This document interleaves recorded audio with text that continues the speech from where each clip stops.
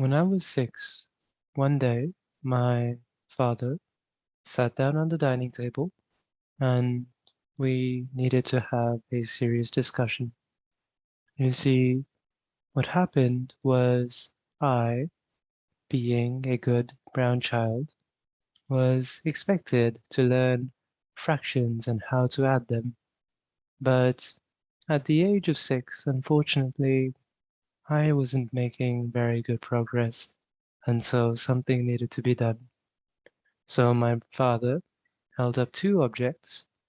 One was a knife, and the other was a tomato. He cut the tomato in half and held out the two halves, and he said, "Son, look, one half plus the other half, add them together, makes a whole."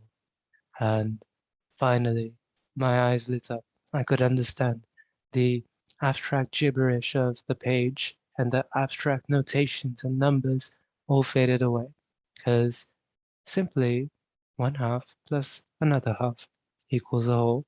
The tomato made all the difference. And I feel a bit silly admitting this, but all throughout the rest of my life, whenever I felt hesitant or I couldn't solve a problem in math class, I would just think of that tomato and I'd think, I know I didn't understand it back then, but in reality, it wasn't too hard. I just had to stop looking at the numbers and look at the tomatoes. And I really feel like over time, I saw all of the students around me. Not only did they not enjoy math, they were scared of math. They were scared of all the numbers and the abstract gibberish. But I was never in that position. I always just thought of the tomato, and it made me wonder, what is it about the magical tomato? Are are they some representatives of a math god, and is that what helped me? How could one simple tomato create an experience that would last with me for the rest of my life? But when I started to look into this question, it actually surprised me how obvious the answer was. Because ever since humans and math have had this relationship working together, even if we look back past tens of thousands of years, it's always been not about the numbers, but about reality. Tens of thousands of years ago, we find these bones that ancient cultures had notched into these little slots, kind of like we're creating tally marks to count objects. And if you think about it, that's the perfect first use of math. We think that ancient cultures were counting the number of berries they brought in, counting the number of animals killed. It was a very matter of understanding the world around them. It wasn't some abstract numbers game, it was all about reality. And even if we look into more recent history to the superstars of math, we can look at the Isaac Newtons, and we see that they weren't just fiddling around with abstract numbers for the sake of it. Instead, Newton's very famous innovations, like the equations describing gravity, they were built to explain Kepler's observations of planetary motion. They were built to look outwards at the world, not inwards at some abstract notation.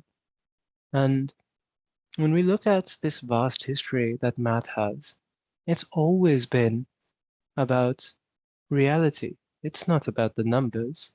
And yet, when we look at how kids today are usually taught about math, well, we have these little boxes all around the world, and it's always the same.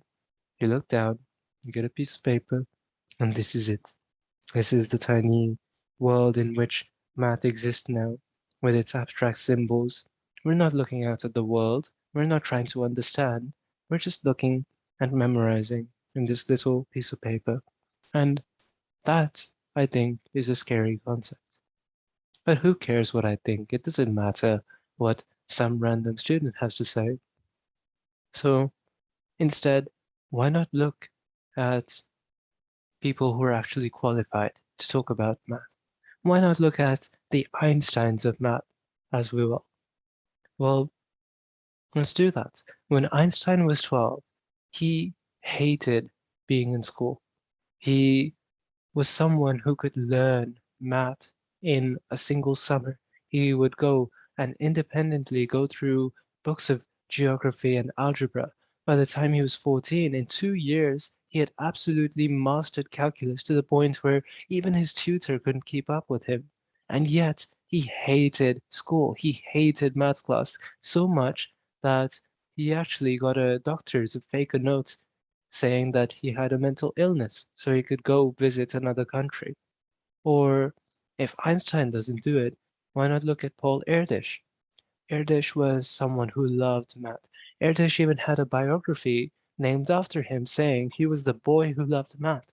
From the very age of 4, he was looking at the world around him. He was looking at the changes in height between different buildings. And he would go on to become a world-renowned mathematician, staying with other mathematicians working across continents.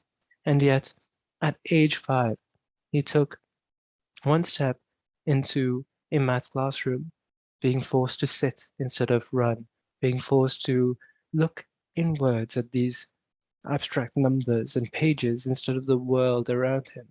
And he hated it so much that he got his mother to pull him out of school the very next day. These are not some random students who aren't giving math the attention it deserves. These are the greatest innovators of our time. And they recognized one simple truth, which was that math is not about the numbers. It was never about the numbers. Math is about reality.